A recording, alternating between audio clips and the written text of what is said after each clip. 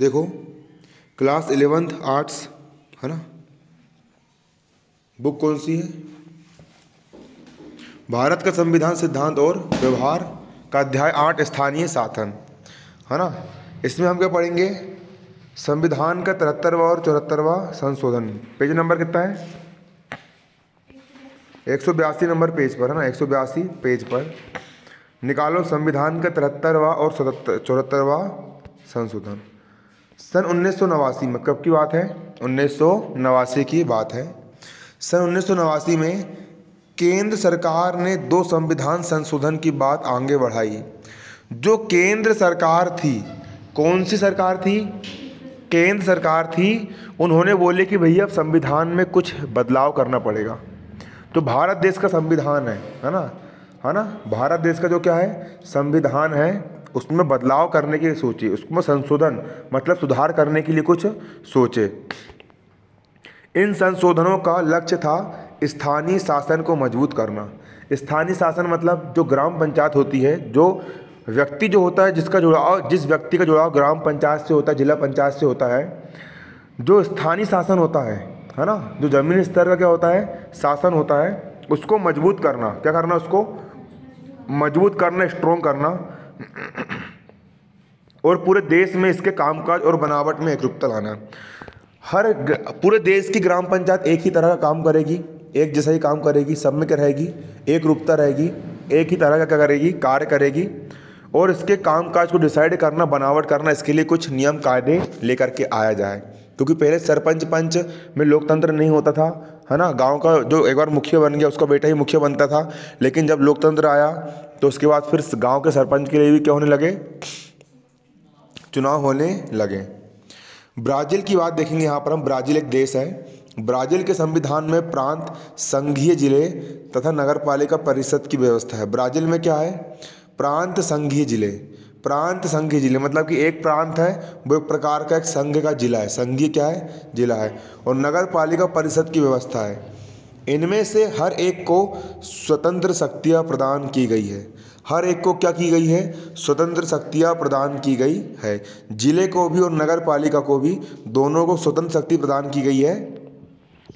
अपने यहाँ पर क्या है कि छिंदवाड़ा जिला है ना, ये अपना जो जिला है, बैतूल जो अपना जिला है, ये जिला स्वतंत्र नहीं है, ये प्रदेश सरकार से बंधा हुआ है। ये जो है प्रदेश सरकार से बंधा हुआ है। और राज्य भी स्वतंत्र नहीं है। जो राज्य है वो केंद्र सरकार द्वारा बंधा हुआ है। सबको अलग अलग शक्तियाँ प्राप्त है। लेकिन ब्राज़ील में वहाँ का जो एक जिला है, वहाँ पर जो स्थानीय शासन होता है वो स्वतंत्र है। मतलब वो खुद जनता से पैसा वसूलता है और खुद मतलब राज्य उस पर हस्तक्षेप नहीं कर सकता है ना। वहाँ का अगर देश चाहे और वहाँ के अगर जनता पर हस्तक्षेप करना चाहे है ना, तो स्थानीय शासन के बहुत बड़ा पावर दी गई है ना। अब छिंदवाड़ा जिले कलेक्टर के पास इतनी पावर नहीं है ना। जो राज्य का मुख्यमंत्री बोलेगा उसको मानना पड़ेगा। लेकिन ब्राज़ील में क्या है कि वहाँ का जो जिले का कलेक्टर है उसके पास पूरी फुल पावर दे दी है ना। वो चाहे तो उनकी सुने या फिर ना सुने। ये ब्राज़ील की बात बता रहा हूँ मैं आप लोग को।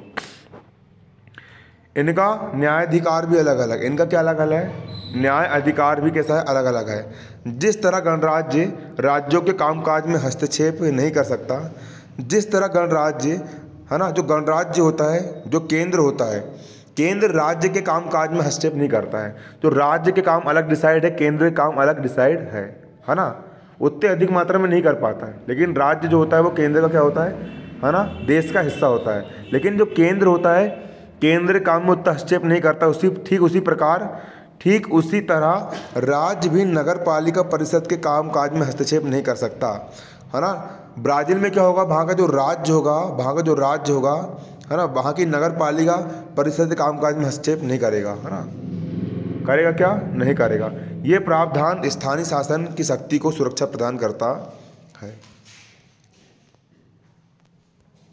फिर बाद में सन 1992 में, कब की बात है? 1992 की बात है। बाद में 1992 में संविधान के 73वें और 74वें संशोधन को संसद ने पारित किया। भारत देश की बात कर रहे हैं अब हम है ना। भारत देश में क्या हुआ? 1992 की बात बता रहे हैं हम। 1992 की बात। 1992 के बाद संविधान का 73वां और 74वां संशोधन किसने पारित किया? संसद ने पारित किया। संविधान का 73वां संशोधन गांव के स्थानीय शासन से जुड़ा है। संविधान का जो 73वां संशोधन है, संविधान का 73 मतलब 73 बार बदलाव जो हुआ है ना, 73वां संशोधन स्थानीय शासन से जुड़ा है। स्थानीय मतलब जो गांव ग्राम पंचायत होती है, जिला पंचायत होती है ना, कि तुरंत जहाँ पर आम आदमी रह रहा है उसके आसपास के स्थान में किस प्रकार से प्रशासन हो, किस प्रकार से सरपंच बने, किस प्रकार से पंच की नियुक्ति हो, है ना, इनसे स्थानीय शासन से क्या है, जुड़ा हुआ है। इसका संबंध पंचायती राज व्यवस्था से है। कैसे है इसका संबंध? पंचायती राज व्यवस्था की संस्थाओं से है। और संविधान का 74वां संशोधन शहरी स्थानीय शासन से, नगर पालिका से जुड़ा है। क्या जुड़ा है? नगर पालिका। शहर में क्या होती है? नगर पालिका होती है। छिंदवाड़ा जिले है, वहाँ पर एक गाना बजता है, सुबह सुबह गाड़ी वाला आया घर से कचरा निकाल। सुने आप लोग ने? छिंदवाड़ा में एक गाड़ी नहीं घूमती क्या, है ना, गाड़ी वाला आया घर से कचरा निकाल, है ना, बसता वहाँ पर बसता है। तो ये सब जो होता है कौन करता है? नगर पालिका करती है। साफ सफाई, है ना, और गांव में वही काम कौन करती है? पंचायत करती है ना। तो संविधान का 73वां संशोधन गांव के लिए आया, ग्राम पंचायत के लिए आया कि ग्राम पंचायत को कितना पैसा आवंटित किया जाएगा और ग्राम पंचायत से कौन कौन सा कार्य करवाया जाएगा। और संविधान का 74वां संशोधन किसके लिए आया?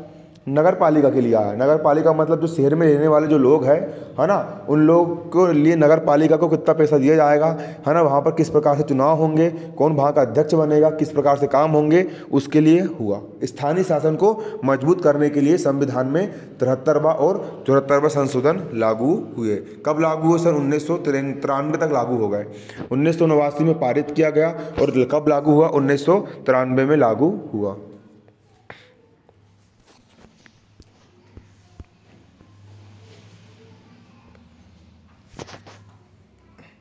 हमने पहले देखा कि स्थानीय शासन को राज्य सूची में रखा गया है। स्थानीय शासन जो है ना, स्थानीय शासन मतलब कि नगर पालिका, ग्राम पंचायत, इनकी देखरेख कौन करेगा? राज्य करेगा, ना कि केंद्र करेगा।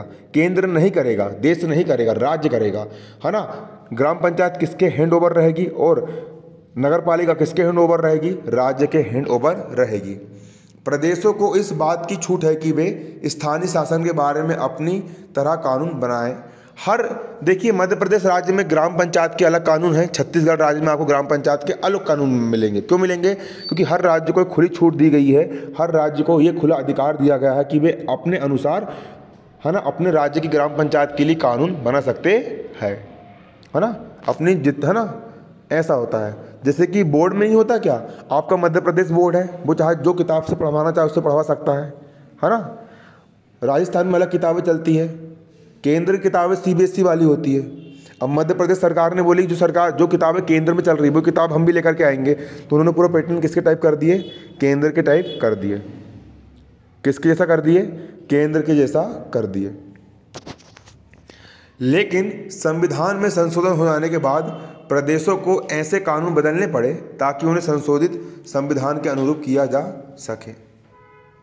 प्रदेशों को इन संशोधनों के अलावा प्रदेशों को इन संशोधनों के आलोक में स्थानीय शासन के अपने अपने कानून में जरूरी बदलाव करने के लिए वर्ष का एक समय दिया गया। हर प्रदेश को समय दिया गया कि आप चाहो तो भैया 1 साल का समय दिया जा रहा है आपको, आप चाहो तो 1 साल के अंदर जो जो आपको उचित लग रहा है बदलाव करने के लिए आप उसमें बदलाव कर सकते हो और ग्राम पंचायत की व्यवस्था अपने अनुसार कर सकते हो, है ना। अब संविधान का 73वां संशोधन, संविधान का कौन सा? 73वां संशोधन। संविधान का 73वां संशोधन। आइए अब हम संविधान का 73वां संशोधन,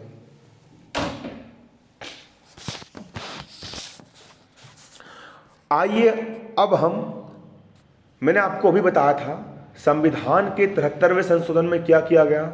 संविधान के 73वें संशोधन में ग्राम पंचायत के लिए बहुत सारे क्या लेकर के आए गए? नियम लेकर के आ गए, है ना। अब हम डीपली में पढ़ेंगे कि संविधान के 73वें संशोधन में क्या क्या हुआ, कौन कौन से नियम पारित हुए, किस प्रकार से उनका काम हो रहा है। देखो, आइए अब हम 73वें संशोधन के कारण पंचायती राज व्यवस्था में आए बदलावों की जांच करें।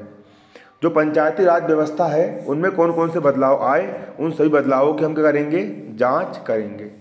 किसके अंतर्गत? संविधान के 73वें संशोधन के अंतर्गत। सबसे पहले देखिए, सबसे पहले है ना, त्रिस्तरीय बनावट, 73वें संशोधन के अंतर्गत क्या दिया गया, त्रिस्तरीय बनावट दी गई, त्रिस्तरीय बनावट दी गई। अब सभी प्रदेशों में पंचायती राज व्यवस्था का ढांचा त्रिस्तरीय, हर एक प्रदेश में, चाहे वो कोई भी प्रदेश हो, कोई भी राज्य हो, हर एक प्रदेश में पंचायती राज्य किस प्रकार से होती है, 3 स्तर पर बनी हुई है। कितने स्तर पर बनी हुई है, 3 स्तर पर, त्रिस्तरीय ढांचा है। ढांचा कैसा है, त्रिस्तरीय ढांचा है। सबसे नीचे यानी पहली पायदान पर ग्राम पंचायत आती है ना। आपके गांव में ग्राम पंचायत है, ये इसी मोहल्ले में है। यहाँ पर देखो सबसे निचले पायदान पे आती है क्या, ग्राम पंचायत। जैसे कि सबसे निचले पायदान पर कौन आते हैं, गांव आते हैं, जिले आते हैं, फिर जिले के बाद राज्य, फिर राज्य के बाद देश आता है। उसी प्रकार सबसे निचले पायदान पर क्या आती है, आपकी ग्राम पंचायत आती है। हर गाँव की एक, देखो ग्राम पंचायत के दायरे में एक या एक से ज़्यादा गाँव होते हैं। ग्राम पंचायत में क्या होता है कि एक 2-4 गांव की इकट्ठी ग्राम पंचायत बनती है, या फिर एक गांव की एक ग्राम पंचायत बनती है। ग्राम पंचायत जो होती है, जैसे कि अपनी जो ग्राम पंचायत है यहाँ की, इसमें आइट साइड के गांव भी शामिल होते हैं ना। इधर बाजू में फिर दुहरा की ग्राम पंचायत है, फिर ग्राम पंचायत है, सीलेदे की ग्राम पंचायत है। बहुत सारी यहाँ पर क्या है, आपकी ग्राम पंचायत है। ग्राम पंचायत हर गाँव की एक क्या होती है, आपकी ग्राम पंचायत होती है। उस ग्राम पंचायत में एक गांव भी हो सकते हैं और एक से ज़्यादा गांव भी हो सकते हैं। मध्यवर्ती स्तर यानी बीच का पायदान मंडल का है, जिसे खंड या तालुका कहते हैं, ब्लॉक बोलते हैं।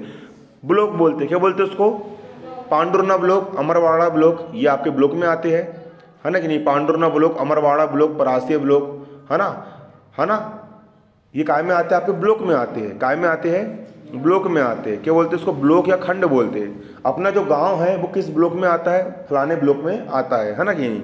उसको अपन क्या बोलते हैं, ब्लॉक कहते हैं, या फिर तालुका भी कहा जाता है। क्या कहा जाता है, तालुका कहा जाता है, या फिर ब्लॉक कहा जाता है ना। इस पायदान पर कायम स्थानीय शासन के निकाय को मंडल या तालुका पंचायत कहते हैं। इसको हम क्या बोलते हैं, मंडल या तालुका पंचायत कहते हैं। क्या बोलते हैं इसको हम, मंडल या तालुका पंचायत कहते हैं। अपन लोग क्या बोलते हैं इसको, जनपद पंचायत बोलते हैं। क्या बोलते हैं, जनपद पंचायत, है ना। पांडुरना जनपद पंचायत, अमरवाड़ा जनपद पंचायत, परासिया, है ना। हर तालुका की क्या होती है, जनपद पंचायत होती है। जो प्रदेश आकार में छोटे हैं वहाँ मंडल या तालुका पंचायत यानी मध्यवर्ती स्तर की जरूरत नहीं है। सबसे ऊपर वाले पायदान पर जिला पंचायत का स्थान है। किसका स्थान है, जिला पंचायत का स्थान होता है। सबसे ऊपर वाले पायदान पर क्या होता है, जिला पंचायत, है ना। इसके दायरे में पूरा जिले का ग्रामीण इलाका आता है। जिला पंचायत मतलब कि पूरे जिले की एक पंचायत हो गई। सबसे पहले क्या हो गया आपका, जिला पंचायत। जिला पंचायत का मतलब क्या हो गया, पूरे जिले की एक पंचायत हो गई। ये हो गई पूरे जिले की पंचायत हो गई, है ना। ये आपका पूरे जिले की पंचायत हो गई। उसके बाद फिर आती है आपकी जनपद पंचायत। वो क्या होती है, एक एक जनपद की पंचायत होती है। उसके बाद फिर क्या आती है आपकी ग्राम पंचायत। क्या आती है आपकी ग्राम पंचायत आती है। देखो सबसे ऊपर ये क्या होगी तुम्हारी, ये होगी तुम्हारी जिला पंचायत, है ना। ये हो गई आपकी जिला पंचायत। उसके बाद फिर एक जिले में बहुत सारे ब्लॉक होते हैं। ये ब्लॉक परासिया, पांडुरना, अमरवाड़ा, ये फलाना फक्कड़, सारे ब्लॉक है। हर ब्लॉक की एक क्या हो गई, आपकी जनपद पंचायत हो गई। उसके बाद सबसे नीचे आपके क्या आते हैं, गाँव आते हैं। हर गाँव में क्या होती है आपकी, हर गांव में आपकी ग्राम पंचायत होती है। कौन सी पंचायत होती है, ग्राम पंचायत होती है। क्लियर, ग्राम पंचायत होती है।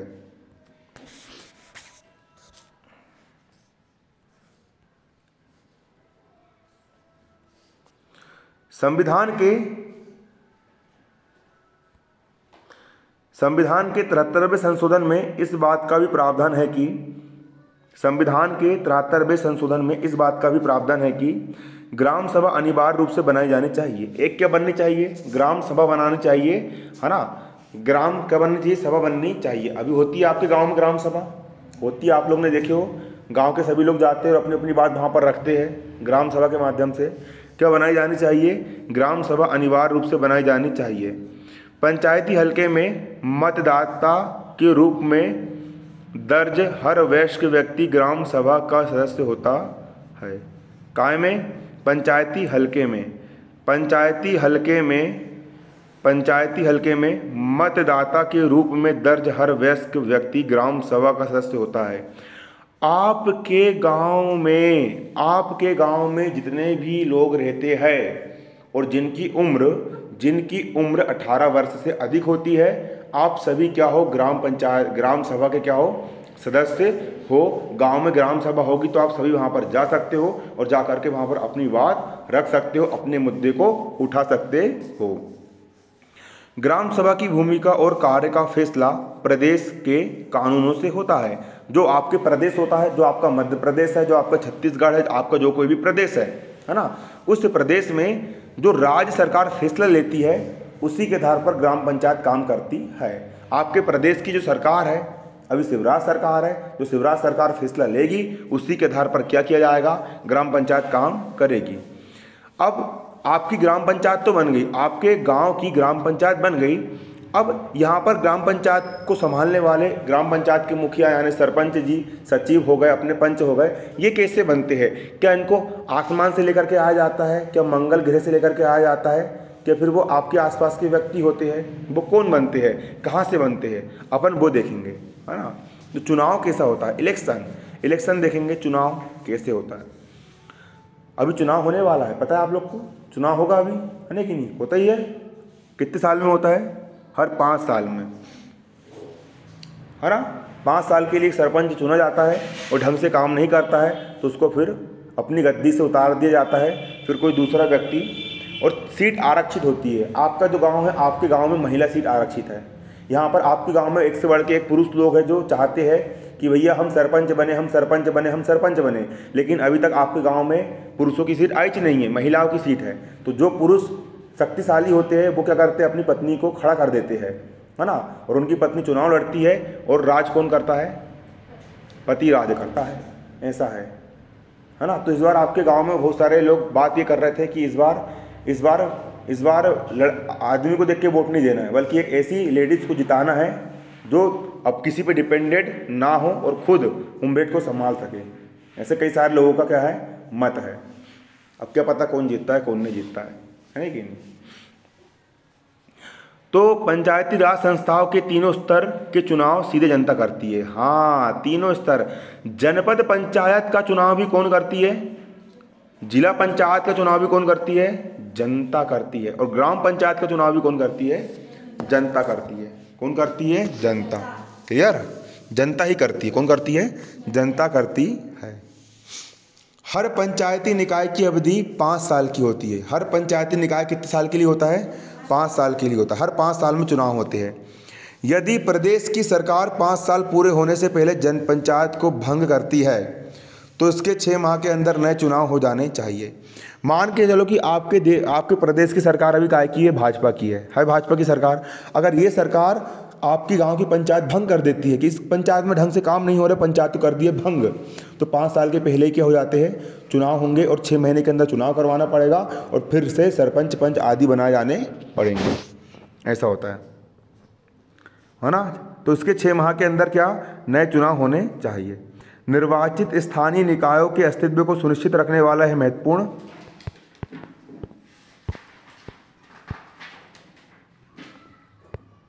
प्रावधान है। संविधान के 73वें संशोधन से पहले कई प्रदेशों में जिला पंचायत निकायों के उपचुनाव अप्रत्यक्ष रीति से होते थे और पंचायती संस्थाओं को भंग करने के बाद तत्काल चुनाव कराने संबंध में कोई प्रावधान नहीं था। पहले क्या होता था? पहले ये संविधान में 73वें संशोधन में क्या करे, ये एक चीज़ और जोड़ी गई कि अगर पहले क्या होता था, संशोधन होने से पहले क्या होता था कि पंचायत में अगर कोई पंचायत भंग हो गई तो कभी भी चुनाव हो रहे, लेकिन अब एक नियम आ गया भाई, अगर पंचायत भंग होगी तो 6 महीने के अंदर चुनाव करवा के फिर से सचिव सरपंच बनाए जाने पड़ेंगे। क्लियर है ना। इस प्रकार से प्रावधान आ गए। अब देखो आरक्षण दिया गया है। सभी पंचायती संस्थाओं में 1/3 सीट महिलाओं के लिए आरक्षित है। जितनी भी पंचायती संस्थाएं होती है उसमें 1/3 सीट, 1/3 मतलब 3 भाग में से 1 भाग, 3 में से 1 मतलब 2 पुरुष और 1 महिला, मतलब 30 में से 10, 20 पुरुष और 1 महिला, 90 में से 30, 1/3 भाग किसके लिए आरक्षित है? महिला के लिए आरक्षित है। महिला पंच चुनी जाती है ना। तीनों स्तर पर अनुसूचित जाति और अनुसूचित जनजाति के लिए सीट में आरक्षण की व्यवस्था की गई है। अनुसूचित जाति, अनुसूचित जनजाति, ST SC उनको आरक्षण दिया गया है ना। क्या दिया गया है, आरक्षण दिया गया, उन लोग के लिए सीट आरक्षित है कि इसी जात वाले सरपंच का चुनाव लड़ सकते हैं या इसी जात वाले पंच का चुनाव लड़ सकते हैं। आरक्षण की व्यवस्था की गई है ना। यह व्यवस्था अनुसूचित जाति जनजाति की जनसंख्या के अनुपात में की गई है। यदि प्रदेश की सरकार जरूरी समझे तो वह अन्य पिछड़ा वर्ग को भी सीट में आरक्षण दे सकती है। अन्य पिछड़ा वर्ग ओबीसी, अपन तुम कहा यहाँ पर ओबीसी वाले कितने, हाथ ऊपर करो। जर्नल, जर्नल आप एसटी एससी, एससी में आप एसटी, आप एसटी में है ना। सभी समुदाय के लोग यहाँ क्लास में बैठे हुए हैं। लोकतंत्र है ना कि नहीं, है कि नहीं, लोकतंत्र ये बन रहा है, लोकतंत्र है ना कि नहीं। अन्य पिछड़ा वर्ग ओबीसी को भी सीट में आरक्षण दे सकती है। क्लियर, बेचारे पंडित लोग को बस नहीं मिलता है ना आरक्षण, है ना।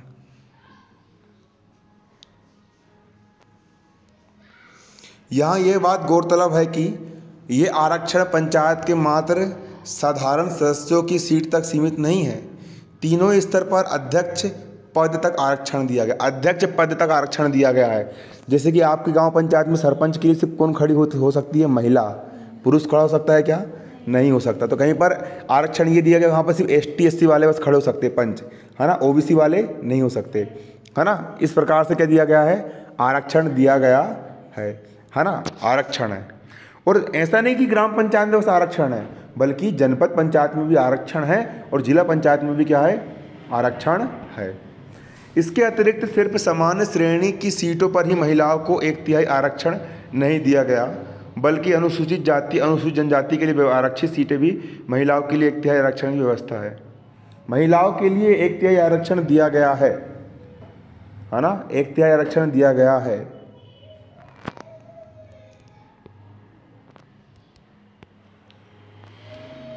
इसका अर्थ ये हुआ कि कोई सीट महिला उम्मीदवार और अनुसूचित जाति जनजाति के सदस्य के लिए सांसद आरक्षित की जा सकती है। इस तरह सरपंच का पद कोई दलित या अथवा आदिवासी महिला भी धारण कर सकती है। सरपंच दलित की महिला भी दलित महिला बन सकती है और आदिवासी महिला भी बन सकती है ना। उनके लिए क्या किया गया है, आरक्षण किया गया है। अब विषयों का स्थानांतरण, विषय का स्थानांतरण भी कर दिया गया। कब कर दिया गया, संविधान के 73वें संशोधन में। अब देखिए कौन कौन से विषय का स्थानांतरण कर दिया गया। ऐसे 29 विषय जो पहले राज्य सूची में थे, कितने विषय, ऐसे 29 विषय जो पहले काय में थे, राज्य सूची में थे, अब पहचान कर संविधान की 11वीं अनुसूची में दर्ज कर लिए गए हैं। जो विषय पहले 29, ऐसे 29 विषय जो पहले काय में थे, राज्य सूची में थे, काय में थे, राज्य मतलब आपके राज्य में थे, संविधान में नहीं थे, वो देश के संविधान में नहीं थे, सिर्फ काय में थे, वो राज्य में थे, सिर्फ राज्य में थे, राज्य में थे मतलब उतने पावरफुल वो नहीं थे। तो उनमें से कुछ की पहचान कर लिए और संविधान में दर्ज किया गया। 73वें संशोधन में लिखा गया संविधान में कि इन विषयों को भी गौर किया जाए, इन विषयों पर भी क्या किया जाए, नज़र डाली जाए, है ना। तो जो राज्य के विषय थे उसको कायम कर दिए अपन ने, देश के विषय में कर दिए, मतलब संविधान में कर दिए, संविधान की 11वीं अनुसूची में दर्ज कर लिए गए। इन विषयों को पंचायती राज संस्थाओं द्वारा हस्तांतरित किया गया। और ये जो विषय थे इनको किसके द्वारा हस्तांतरित किया गया, पंचायती राज व्यवस्था के द्वारा हस्तांतरित किया गया। अधिकांश मामले में इन विषयों का संबंध स्थानीय स्तर पर होने वाले विकास और कल्याण के कामकाज से है। ये जो विषय किससे जुड़े हुए हैं, स्थानीय स्तर पर जो पंचायत होती है, ग्राम पंचायत, जिला पंचायत, जनपद पंचायत, इनके जो विषय होते हैं, इनके विकास के लिए, इनके कल्याण के लिए कामकाज की क्या की गई है, व्यवस्था की गई है। क्या की गई है, व्यवस्था की गई है। इन कार्यों का वास्तविक हस्तांतरण प्रदेश के कानून पर निर्भर है। कहाँ पर निर्भर है, प्रदेश के कानून पर निर्भर है। हर प्रदेश ये फैसला करेगा कि इन 29 विषय में से कितने को स्थानीय निकायों के हवाले करना है। अनुच्छेद 243, कौन सा अनुच्छेद, 243। अनुच्छेद 243 बोलता है जी बोलता है पंचायतों की शक्ति, पंचायत की शक्ति, सभी पंचायत, ग्राम पंचायत, जनपद पंचायत, जिला पंचायत, जितनी पंचायत है उनकी शक्ति, पंचायतों की शक्ति, उनके प्राधिकार और उत्तरदायित्व, किसी प्रदेश की विधायी का कानून बनाकर 11वीं अनुसूची में दर्ज मामले पंचायतों को ही शक्ति और प्राधिकार प्रदान कर सकती है। पंचायतों को यदि आपको विशेष स्पेशल पावर देना है, पंचायत को शक्ति देना है, तो आप कानून बनाओ और कानून के तहत पंचायतों की शक्ति को आप कायम में दर्ज करवा सकते हो, संविधान की 11वीं अनुसूची में स्थान प्रदान कर सकती है। अब देखो कौन कौन से विषय, गांव की जो खेती है, खेती संबंधी विषय, गांव की लघु सिंचाई, जल प्रबंधन, जल संचय का विकास संबंधी विषय, लघु उद्योग, कुटीर उद्योग, खाद्य प्रसंस्करण के उद्योग, है ना, कुरकुरे बनाना, चिप्स बनाना, ये सब उद्योग, ग्रामीण आवास के उद्योग, है ना, ग्रामीण आवास काय में आया, ग्रामीण आवास, है ना, पेयजल संबंधी सुविधाएं संविधान में किस सरकार क्या करेगी, इनको पेयजल संबंधी सुविधा उपलब्ध कराएगी। सड़क पुलिया, ग्रामीण विद्युतीकरण। अगर तुम सोच करके देखो, अगर तुम्हारे घर में नल नहीं आ रहा है और सरकार यदि नल की उत्तरदायित्व न संभाले तो फिर पानी को कहाँ से पियोगे तुम, है नहीं, फिर लड़ाई झगड़ा होंगे, हेडपम्प में पानी भरने जा रहे हो, ये कर रहे हो, वो कर रहे हो, कुएं से पानी लेकर के आ रहे हो, लेकिन पानी संबंधी व्यवस्था कौन करती है, सरकार के मामले में आ गया, इसलिए सरकार आपके घर में नल लगवा करके देती है।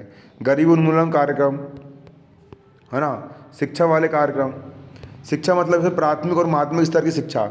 आपने देखे होंगे हर गांव में क्या होते हैं, है ना, या हर गांव में नहीं बोला जाए, फिर 2-3 गांव को मिला करके एक प्राथमिक स्कूल, प्राइमरी स्कूल बन जाता है, एक माध्यमिक स्कूल बन जाता है ना, क्लियर, है ना। वहाँ पर जितना भी होता है आपको खाना मिलता है, सब कुछ मिलता है, पढ़ाई लिखाई करते हो आप लोग और सही तरीके से करते हो, आपकी पढ़ाई चलती है, ये से, है ना। तो ये सब विषय पहले राज्य में थे तो ढंग से काम नहीं होते थे, तो केंद्र में दे दिए, संविधान में जोड़ दिए, तो अब सही तरीके से काम हो रहे हैं, है ना। पुस्तकालय हो गया, लाइब्रेरी हो गया, वयस्क और अनौपचारिक शिक्षा हो गया, सांस्कृतिक गतिविधि, बाजार और मेला हो गया, बाजार मेला, है ना, स्वास्थ्य और साफ सफाई हो गया, और अगला क्या हो गया, महिला और बाल विकास, सामाजिक कल्याण, कमजोर तबके का कल्याण, जनजाति का, सार्वजनिक वितरण प्रणाली। सार्वजनिक वितरण प्रणाली क्या होती है आपकी पता है आपको, सोसाइटी होती है, वहाँ पर सभी लोगों को 1 रुपये किलो के और में गेहूँ मिलता है, अनाज मिलता है ना, सोसाइटी में। यहीं पर काली मंदिर के बाजू में सोसाइटी नहीं है कि मट्टी तेल लेने के लिए जाते हैं वहाँ पर सोसाइटी में, है ना। ये सब किसके अंतर्गत है, इसके लिए पैसा कौन मुहैया कराती है, राज्य सरकार, केंद्र सरकार मुहैया करवाती है।